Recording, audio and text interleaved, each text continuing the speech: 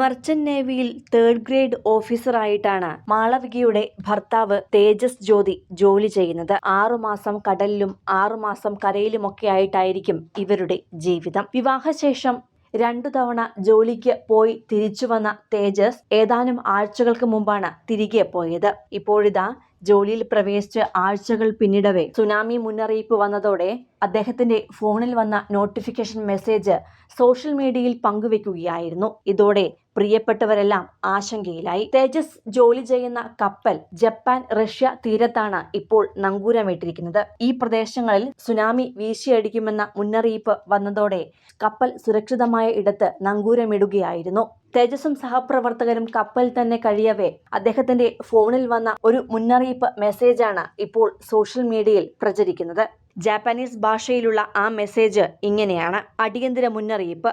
ആന്റോഫഗസ്റ്റ മേഖലയിൽ സുനാമി മുന്നറിയിപ്പുള്ളതു കാരണം സുരക്ഷിത മേഖലയിലേക്ക് മാറുക എന്നാണ് ആ മെസ്സേജ് കാണിക്കുന്നത്.